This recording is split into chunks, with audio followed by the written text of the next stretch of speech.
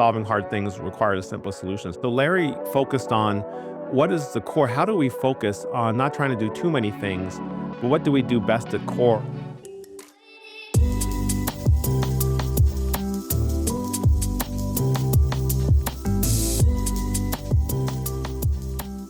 Our guest today is Roger Martella. Roger is the Chief Corporate Officer and the Chief Sustainability Officer at a new company that is named GE Vernova. So let me say a few words about the company, GE Vernova. It's in fact a 2023 spinoff from GE that is focused specifically on energy transition. Their mission is very explicit: electrify to thrive and decarbonize the world. They worked across power, wind, and electrification. They have around 75,000 employees worldwide. They have an installed base of roughly 55,000 wind turbines and 7,000 gas turbines. And with this, through their technology, they help generate about 25% of the world's electricity. It also has a goal of carbon neutrality in its facilities and operations by 2030. Now, let me say a few words about Roger. Roger's career is actually not that typical of the one of very long tenure GE executive, at least what you have in mind. He has worked at the US Department of Justice. He was also the General Counsel at the EPA, the US Environmental Protection Agency. And then he led major environmental work as a lawyer in private practice before being in the C-suite now, helping lead GE Vernova globally and operate at a global scale. So in today's episode of The Shift Code, and you know we always try to cover the interactions of innovation, transformation, leadership, we will explore how to transform an industrial legacy into a purpose-built energy technology company that drives decarbonization at global scale. Good morning, Roger. Pierre, good morning. It's great to see you, and thank you for the honor of including me on your terrific podcast. So, Roger, I want to talk about you a little bit at the beginning of this podcast and try to understand what shaped your view of transformation. So you started as a trial attorney, and then you went on with the DOJ, the EPA, private law, GE Vernova. So what did policy and litigation teach you that still helps you today? Well, Pierre, if I look back on, over 30 years now in Washington and those various roles, I think your comments were really fair. A lot of them look like they don't have much in common. But the one thing that I kind of took away from them, which I think helps so much with innovation today, is for whatever reason, and I'm sure there's some psychological reason for this, someone can explain it to me someday, is going back to my earliest jobs. I always kind of raised my hand to do things that were really, really hard, and frankly, things that other people didn't want to do. I remember a few weeks, as a very young lawyer, long time ago in the Justice Department, getting pulled into a library by some managers and some other lawyers who had just signed up. And they had a file of cases, like literally physical files. They were called DJ files for Justice Department. And this was before things were all electronic. And these were effectively the cases like nobody wanted to do. They were all losers. They were very unpopular. They were tough. And cases more senior lawyers had given up. And I didn't know any better. There was no reason for this. And they're like, we need someone to volunteer to do these. So I just raised my hand. I'm like, well, how can I serve? How can I help? And I think that was the beginning of something I've kind of seen throughout my career is just instinctively always wanting to kind of run towards the fires, do things that are hard, do things that are challenging, even if others don't. And I think if you think about innovation by its nature is something that's super hard, right? It's very important we continue to run operations day to day. That's always the foundation for what we need to do. We need to be lean in how we deliver on the things we're going to do. But that's not enough. That's something that's just expected at this point. the winners in the future are going to be decided by the innovation mindset. And that's something super hard, something we have to challenge ourselves to do. So whatever roles I had in the way you've described them, my career at GE has been, the hardest of all these challenges, the trajectory from when I showed up, the evolution of GE. I feel like we're coming out stronger. But to me, that's been what I've taken away from this, is just this being willing to raise my hand, to sign up for the hard things and to put myself in the middle of that, not because I'm trying to do it, for my own purpose or my own gain. It's just instinctively, I think, something that innovation needs. And I like to solve hard problems. I like to be part of a solution. I like to come up with creative ways to get to good outcomes, even if the situation looks pretty bleak. And I appreciate that my leaders at GE have given me those opportunities to do so. And that's what we're going to be focused on for the years to come, is how do we do things that are really, really hard? How do we spend our time doing things that are tough? And beyond raising your hand and volunteering for doing stuff that is almost impossible, did you develop a sort of method, like any frameworks from those years doing other things that you can still use? Or how does it even shape your views on transformation? What exactly were you able to transfer? I think there's a few things in there. I think one is I've come to be a big optimist. And I think hopefully today Yeah. we'll talk about that. I'm so optimistic about the future. I've never been more optimistic, on these issues, climate change, sustainability, energy, than we are today. And I think if you're an optimist, you're always going to find a path forward. It may be unconventional, and you may have to take some steps back before you can really move forward. You may have to fix some things, correct some things, take an accounting of, like, here's some really bad news we have to get behind us, but that'll make us stronger moving forward. It's kind of the history of GE and GE Vernova. We had to do some really hard things before we could move to succeed. So I think just being willing to kind of take a creative mindset with an optimistic attitude, and how you say, well, this is not the conventional way to get to a solution, but there is a path that's going to kind of serve my client, serve my business, serve my stakeholders, and having that flexibility. And I think that's a big part of it. But then the second part of it, which is probably the most important part, is just an understanding that no matter what you're doing, it's not about you, it's about serving others. It's a service mentality. And if you can take your personal ego, this is what I've always found. This is the best advice I probably got in my career early days from a senior DOJ lawyer when I was very nervous about showing up in court. And the lawyer came up to me as I was about to take the microphone. He said, just remember, it's not about you. And if you can take your ego out of it and just say, this is not about you. You're here to serve an outcome. You're here to serve your team. You're here to serve your stakeholders, your employees. You're here to serve the planet. It gives you this laser sharp focus and allows you to bring in the right subject matter experts, allows you to build the best team possible. And when you have that diversity of views on your team and the diversity of talents, that's just the recipe for success. And it's always served me well. It hasn't let me down yet.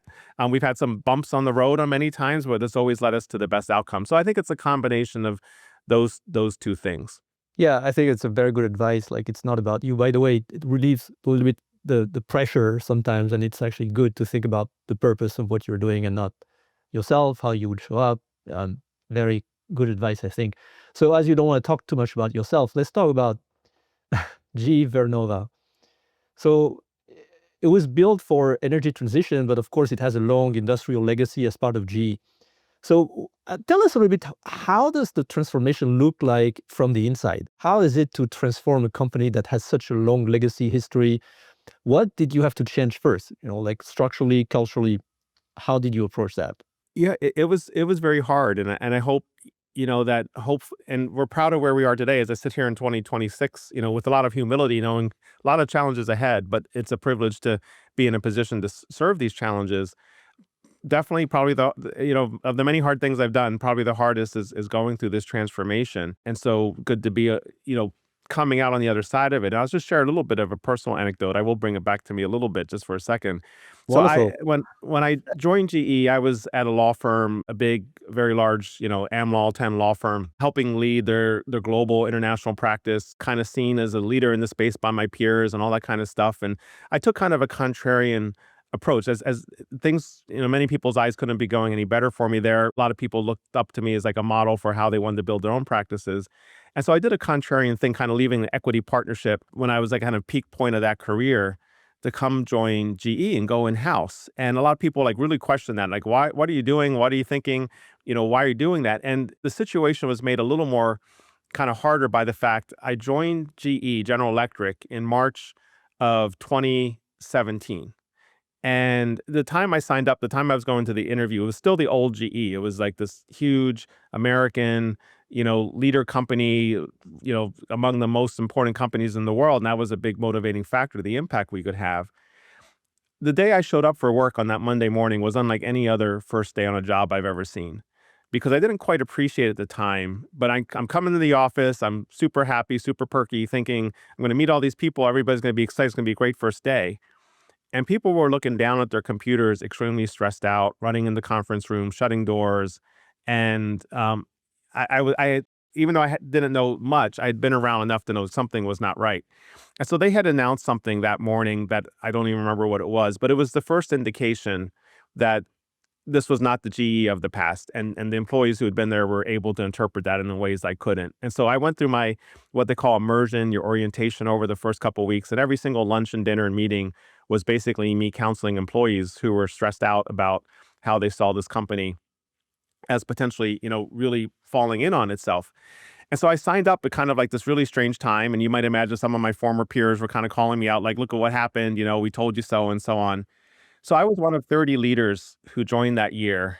And of those 30, I think I'm the only one still associated with the companies. And so what that means, I was a witness to kind of how we had to break things apart and what kind of had to fall apart first, what we kind of had to take apart. I saw the new leadership team come in under Larry Culp. And Larry, who is now, with Scott, created such a great legacy with this separation of these three companies. It was not easy in those early days. Things had to get a lot harder before they got better. And we hit pretty close to bottom. I think the share price was at $4 or $5. People were calling us the next Enron. We were delisted from the New York Stock Exchange. Analysts would come out, writing our obituaries every day. But I felt like there were really smart people doing really smart things. And if, with the benefit of time, despite the pressure on me, if that were to play out, that there was so much impact, opportunity to have impact long term. So I was really glad I stuck with it. But I think that just reinforces like how hard innovation and transformation could be. I think most people look at this today and say this is like the corporate success story, one of the top of a century. But it was not always a given, and it was not always easy. We had to fight for every single minute to do it. But now we've been able to create something bigger, and I hope this becomes like kind of a model for others who might be going through similar iterations. And beyond spinning off different activities or separating or carving out different activities, what do you think has been the biggest change? Is it like a cultural change? Because GE had such a renowned culture in a way that was almost seen as the role model for many companies for years, Jack Welch in particular and all these ideas. So, and then email after him. So what is it that you changed beyond the pure capitalistic moves that were made? What Larry did and then the Scott has executed on, it's very simple in a way.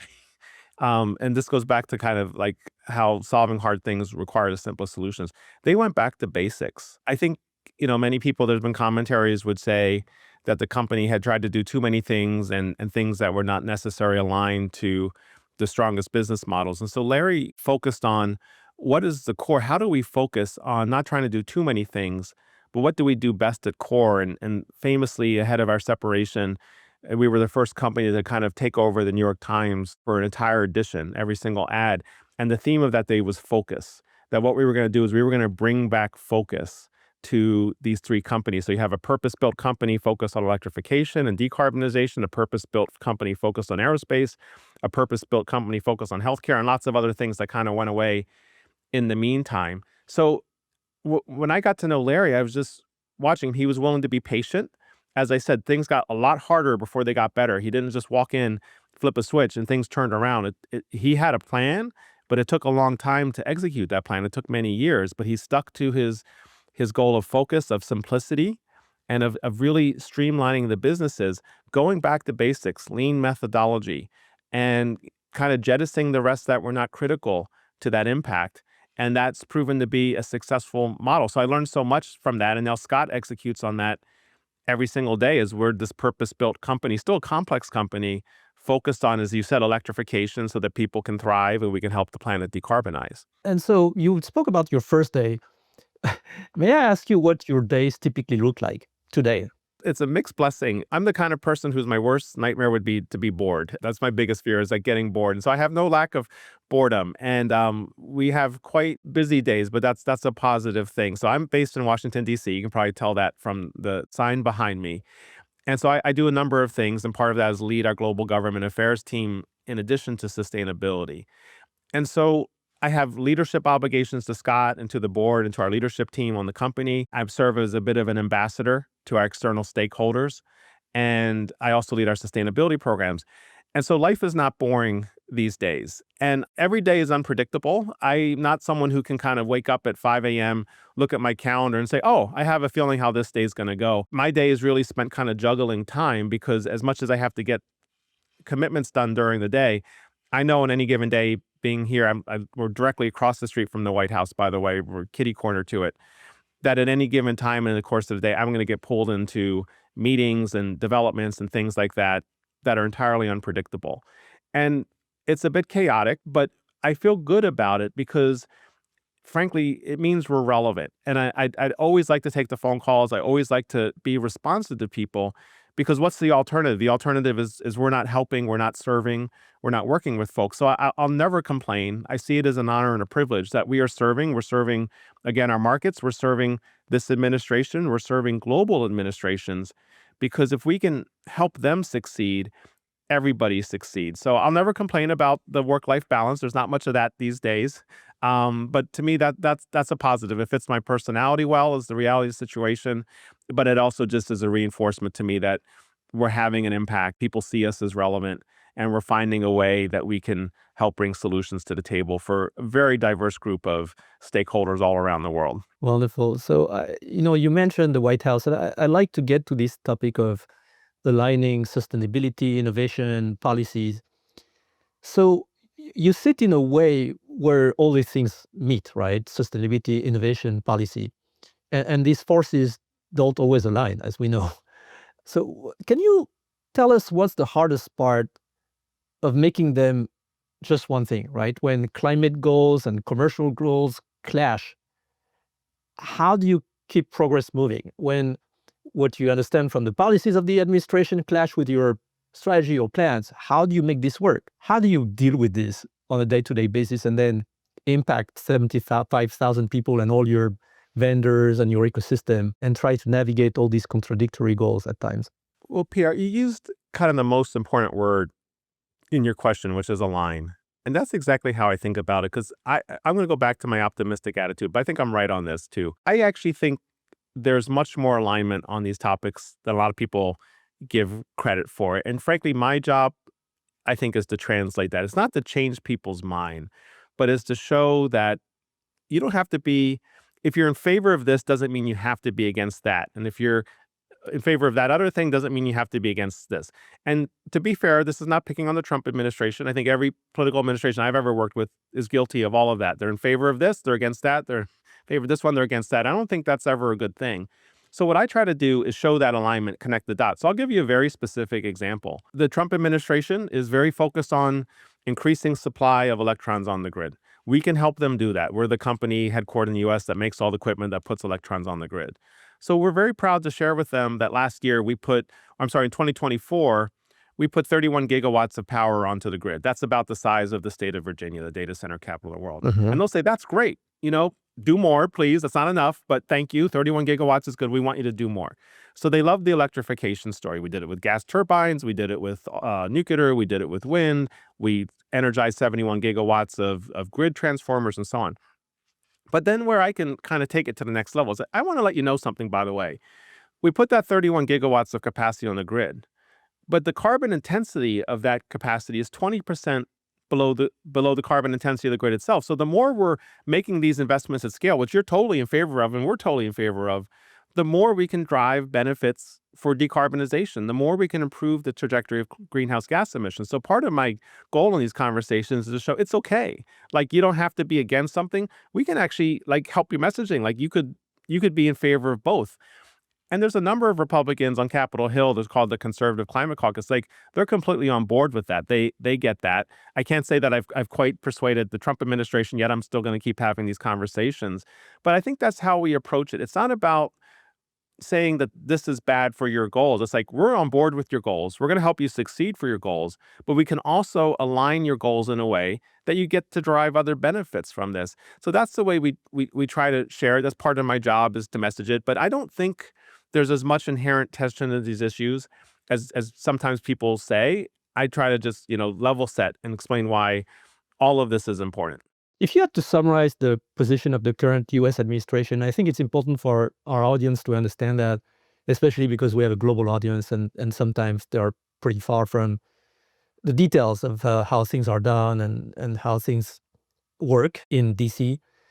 How would you summarize the current administration's position when it comes to energy transition? Yeah, I think if I'm not their spokesperson, but I maybe share with you kind of the words that I hear in meetings and the words I hear from the president.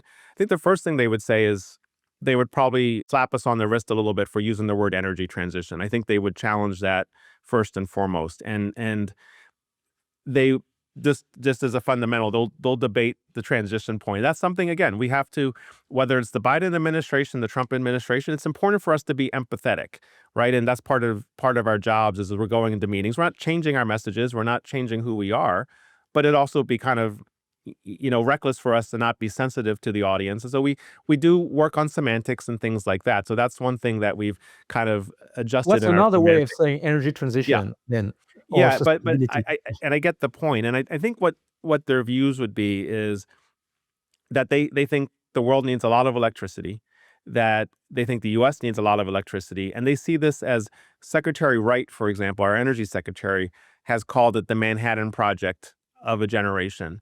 That increasingly they see electricity not only important for just supporting the grid, but as the core to economic development, as the core to competitiveness, as the core to the AI space race. And so if you look at the pyramid of, economic development policies, electrification's at the very foundation of it. So they want, and it's not only just about putting electrons on the grid, they tie that to US jobs, to US manufacturing, to trades, more welders, more electricians, and things like that, and onshoring of manufacturing. So it's really a story about electrifying for competitiveness, more jobs in manufacturing, more domestication. And then you don't just stop there, because we've had these global discussions. Some people could say, well, this is a very US centric policy. To some extent, it is more a US centric policy. But the president's also been very clear that as he goes off and makes trade deals, and Secretary Lutnick makes trade deals around the world, that he wants US energy technology to be front and center in those. So he does want to kind of lift up energy access for allies and people he's making deals with. That's the international part of the job. We typically join him on these missions, and we help to make sure that we're enabling countries who are working out trade agreements to have access to electrification technology, which is not just good for the US, but it's good for those countries as well. So that's been a big part of the last year. So you mentioned the AI space race. Do you think this is an incredible opportunity for your company that will make it more successful than it has ever been? Or are there some risks there, like overinvestment? Is it hard to even decide how much and how you do your capital allocation in this context because so much uncertainty or maybe overspending? How do you approach that, this uncertainty around this massive opportunity that may be super big, maybe also dangerous in a way? Yeah, and I think all of those considerations, it's fair to say, are top of mind for our leadership. They're top of mind for our board. And it's no surprise that all of that gets deliberated probably day to day here, in terms of how can we make sure we're serving the needs in the markets, but how can we also make sure we're creating a very sustainable business? Because we've all, people running this company, we're all old enough that we've been through many cycles of this. And we Right. know that this is perhaps different. This is just what we're calling a super cycle, but we have an obligation to our investors and so on to make sure we're investing in sustainable ways. So we think through all of that very deliberatively at all levels of the company, all the way up to our board. But what I will say is, as much as we are here to serve AI, when this company was created, AI was not really kind of the driving force it's become over the last couple of years. I'm glad we're able to help serve it, but we created this company based on a purpose that the world needed more electricity. And fundamentally, that electricity is the lifeblood of prosperity. And you have, 700 million people in the world who can't turn on a light bulb. You have many, many more people who don't have access to affordable, reliable, sustainable electricity. And whether it's AI in the United States, industrialization, just growing access, um, we think we take a global view, we take the long-term view, and we take a big picture view. And we go back to kind of the roots and the core. And AI has been added as a fundamental driver of electrification, but those other fundamental drivers are there. If you look at the IEA reports, they talk about a doubling of electrification by 2040.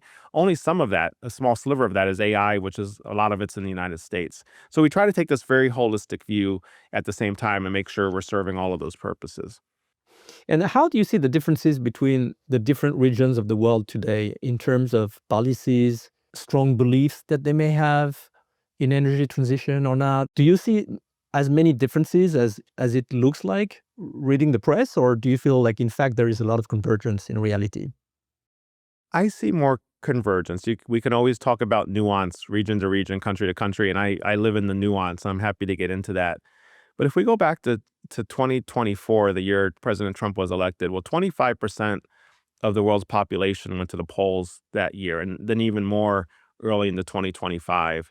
And so looking at these global patterns, what I saw, and I have a global team that I'm extremely proud of, what I saw is everybody who was elected, whether they were conservative or liberal, 2024, 2025, was elected on some kind of economic and energy platform that basically people felt that costs and access to electricity were not within reach.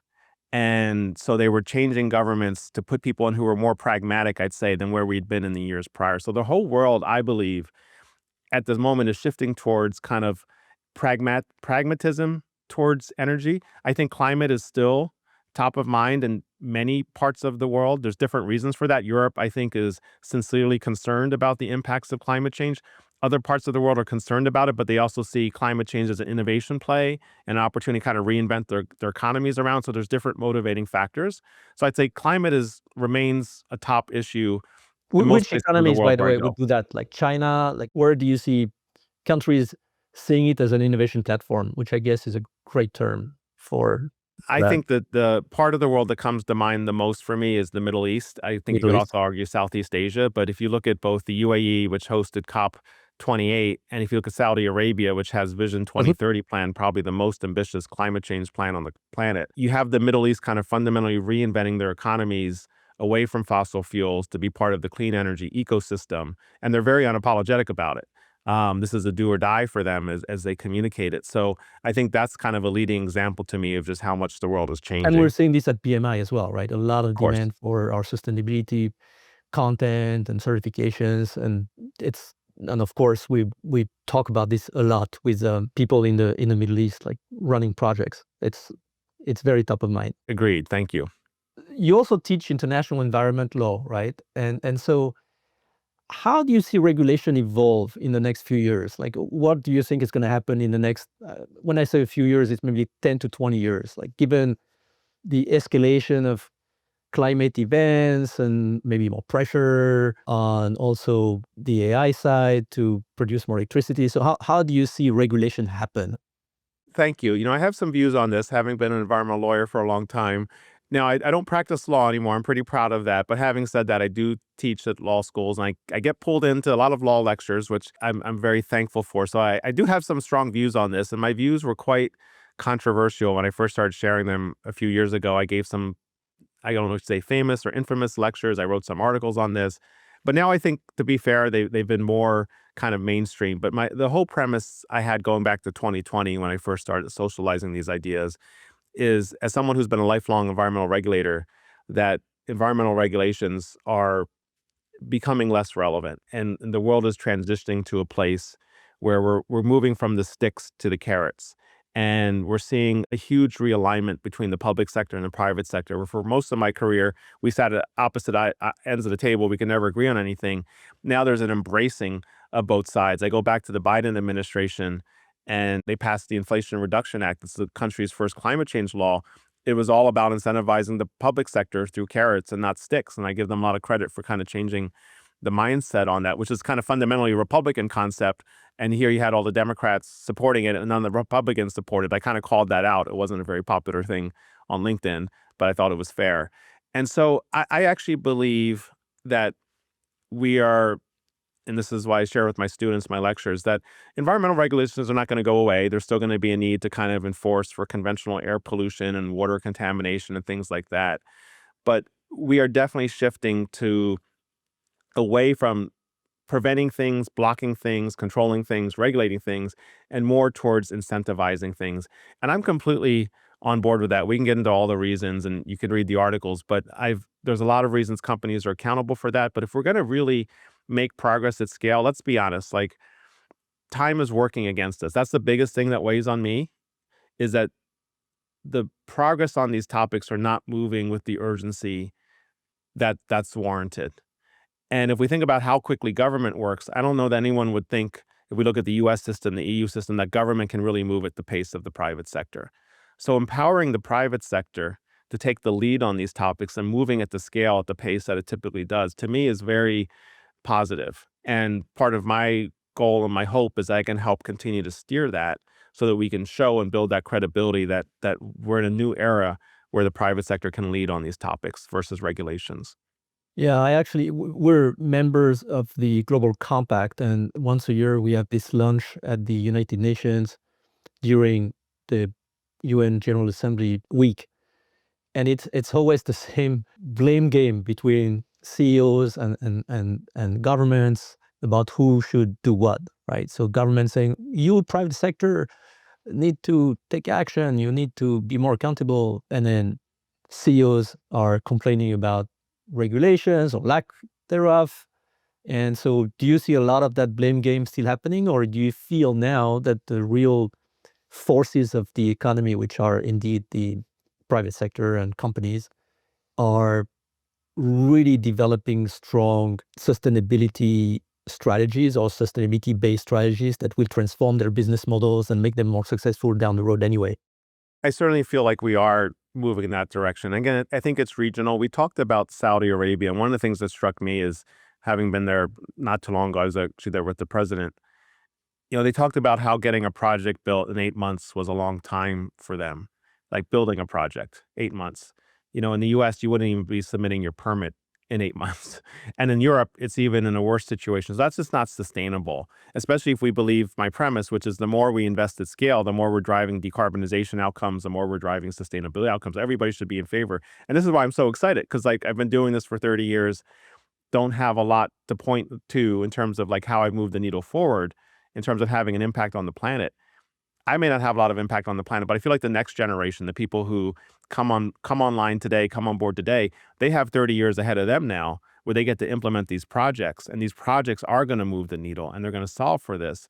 And that's why I think companies, to your point, are increasingly, you know, understand the significance of the role they play. And I will tell you, when I talk to our investors, when I talk to our employees, when I talk to our customers, they're holding us fully accountable for all of these alignment to sustainability, for all the alignment to decarbonization. There's been no pullback. There's been no change in those messages. Maybe publicly, people are a little more muted right now, and that's fine. Everything goes through cycles. But privately, investors, customers, employees are holding us fully accountable for all of our commitments. If you had to advise a project professional, so someone managing, leading projects, in terms of where are the opportunities that are the most compelling, that can be the most fulfilling, even the best for their careers, in terms of energy transition, climate change, in which area would you suggest that they should go, or at least the areas that they should explore? What's been very interesting in the last 24 months is we've seen such a return to focus on nuclear and even conventional gas power and things like that. And I think that's a really positive thing. There was a few years ago, it was 2021, I gave a presentation in Silicon Valley, and someone asked me a question about nuclear. And people were aghast to even perceive that someone would consider a career in nuclear. And now I'm just humbled by some of the best minds coming out of universities and careers wanting to join our nuclear team. And that's going to be something that's going to keep people very busy. But not just people with PhDs and graduate degrees and bachelor's degrees. I'm talking about also welders and electricians and plumbers and things like that. These trades that are going to bring very sophisticated value to these technologies. It used to be, when I took mentoring calls 2 years ago, every 9 out of 10 calls were about wind energy and renewables. I love wind energy. I love renewables. But now, as I take these mentoring calls, at least half the calls are about gas power and how can I sign up to be part of your gas power business. And I think that's wonderful. And our gas turbine technology is these are the most complicated machines on the planet, operating the tolerances of a human hair. And then you take that, how do you make them more efficient? How do you decarbonize them? How do you, pull the carbon out of it? Like you're solving for the laws of physics. And so it's been so reassuring to me, again, the last 18 months or so, that the talent coming in here is taking a much broader view of just presumptively saying, all I want to do is renewables. There's still some of that, and that's fine. We'll find a good home for them. But willing to look at these broader opportunities. And it goes back to what I said about Larry Culp. This is back to basics. This is what the world needs right now. We need to build the foundation. Our grid is pretty strained. We need to build the foundation. And then we can do some really fun and clever and creative things. But let's build that foundation. Lots of interesting work to be done there.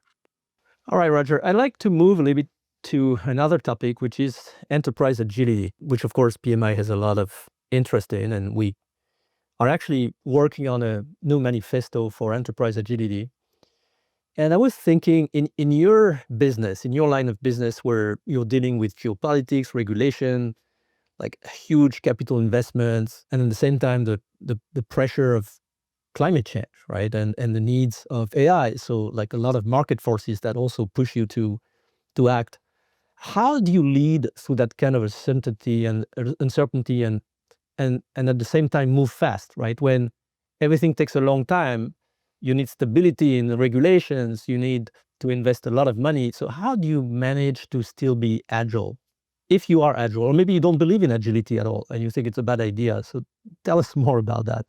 I think it's such a thoughtful question because agility is critical, right? I think of nimbleness is how I think of my life sometimes. Is I have to be incredibly nimble in moving around, but in being nimble, I have to still think of the long-term view, play the long game, and not constantly rethink what we think is the right answer. And if I could share an example here, because this was maybe one of the toughest things. Scott and I went through this together. It's actually how we got to know each other, our CEO and myself. Before COVID, back in the last decade, late in the last decade, the EU was considering something called the EU taxonomy. And the EU taxonomy was proposed to phase out both gas power and nuclear power for the European Union. And meanwhile, the Biden administration was looking at doing very similar things, particularly for gas power, a little more agnostic on nuclear, although they actually came out super positive. So this was a real test. And I went to Scott and said, look, maybe we can sell gas turbines places outside Europe. I'm not particularly concerned about that, but I'm concerned about the precedent this will set. If Europe were to say like gas and nuclear is no longer, part of a green taxonomy, like that's going to have consequences. And it's not even about our markets. Like, I just think that's the wrong answer. I think of all the opportunities that both gas and nuclear lead to prosperity, lead to lifting people up, and also lowering the carbon intensity of power. And Scott agreed, of course. And we actually spent a lot of time thinking, what is the right answer? Like, what is really best for the planet? What's really best? What's the best solution? And we were under intense pressure from all angles, whether it was from the European Union, whether from the Biden administration, whether from investors, like even, this doesn't seem like a popular thing to do right now. Maybe you should get out of the gas business, get out of the nuclear business. But Scott and I think we knew in our heart of hearts, like, despite the pressure, like this was the right answer for the planet. This is what people needed. And so we had to be nimble in managing these different audiences and these different stakeholders and positioning things, but we stayed like resilient to our North Star. And we were ultimately able to successfully navigate that. Now I think people would look at us today in 2026 and say, that would not have been a good thing, to either walk away from gas, to walk away from nuclear, for the company to do it, for Europe to do it. And so I think of that a lot. Like, as long as we go through a process where we can feel confident that we've done our homework, we've tried to find the right answer, there would be days and months and years and quarters where we will face intense pressure, but we have to rise above it. And that's my point about your point about being agile, my point about being nimble, is we'll have to adjust day to day, week to week, month to month, but stay focused on that North Star and be unapologetic about it. This is a word Scott and I used a lot. Like, we were not popular when we were out there touting gas in Brussels and things like that, but we're like, we are unapologetic. I typed that word in the documents because we sincerely believe this was the right answer, not just for a company, but for the planet. And that's what we continue to hold to, and being kind of unapologetic in the positions that we vetted as the strategically correct ones. Yeah, that makes a lot of sense. I like your reference to the North Star or the guiding star as a way to avoid the pitfall of agility, which sounds like you're changing course all the time. You're still following the same course. It's just the way you get there that may evolve. And Pierre, just another quick example, just like our entire sustainability programming, when we came out with our framework, some people would have critiqued us for saying, perhaps you could be more aggressive on it. And now today, some people could critique us for saying perhaps you should be less aggressive. Well, we go back to the same. We developed a framework based on what we thought was the right framework, based on credibility, based on impact, and so on. Now we're seeing companies kind of like a ping pong match, swing far one direction, swing far. We haven't changed anything. If anything, we've only gotten stronger because we started with what we thought was the right view, the house view to begin with, and made it more resilient, more durable, as opposed to just kind of having to respond to whatever trends are out there at the moment. So we're pretty proud of that we've stuck to our guns on all those topics. Do you practice risk management at Vernova? Like, do you have a formal way of assessing risk and also response strategies? We do, and it arises in a couple ways. First, we have a chief risk officer. He's looking across the board at black swan type risks, things that are coming around the corner. I kind of feed into that as well, given some of my crystal ball lens I get from talking to a lot of people and traveling around the world. So we're thinking corporate wise, what could be some of the big risks. We disclose a lot of that in our sustainability reporting. But mostly our businesses are held accountable for that. We have rhythms every quarter where the businesses present through operating reviews with the leadership team, as well as the board, which of course engages in risk analysis. So we really look to the businesses to identify the risks they're seeing, how they're mitigating against them. Some of those could be internal. We're just having trouble with the reliability of a project or getting something out the door. Some of that could be external in terms of macro policies and things that could impact them, or customer feedback or competitors and so on. So we spend, and I'll be, in our headquarters in 2 weeks, we spend a lot of our time in those types of discussions individually with the businesses and across the corporation. And does it affect your capital allocation typically? Yes, I think I'd say very deliberatively, both the risk and the opportunity side. Um, Which I is probably the think, two sides of the same thing as we teach at PMI. yeah, thank you. See, I'm learning from you, and I'd love to hear more about that, because I think we have a bit of an optimistic attitude, and we focus on the risks, we take them seriously, but we look for the opportunities, and so the capital Well, Roger, allocation. like you gave the best possible example, saying you can see sustainability as a set of regulations or thinking of it as an innovation platform, right? It's the same. Exactly. Yeah, two sides of the same thing. Well, Just a positive. thank you, and I love to hear it in that context, and I think then it's fair to say yes, the capital allocation discussions are very closely tied to opportunities, of course, considering risk, but not just, as I said earlier, like it's not enough just to deliver what we're delivering today. Like that's just expected. That's our foundation. We're thinking to 2045 at this point. Scott's planning all the way. I'm sorry, 2035, I should say. Scott's planning very deliberatively through the next decade, and that's a lot of risk and opportunity analysis for capital allocation. That's awesome. I wanted to come back for a second before we conclude um, on the discussion we had about getting thousands of people aligned. So, what have you learned that actually changes behavior at scale? How do you do that? How do you handle resistance from legacy mindsets? How do you get this done? This alignment of thousands of people. What is really critical for that? Well, what has worked for us, and I'm not sure it could work for every company, is been the sense of purpose. And it sounds a little corny, but it's really true and sincere here. So we have 75,000 employees, more than 100 countries, and they run the full gamut of experiences, from PhD engineers to finance experts, communication leaders, business leaders, people like me who don't quite fit into any box or anything like that. Numerous geographic diversities, numerous cultural diversities, educational diversity, hourly workers in our factories.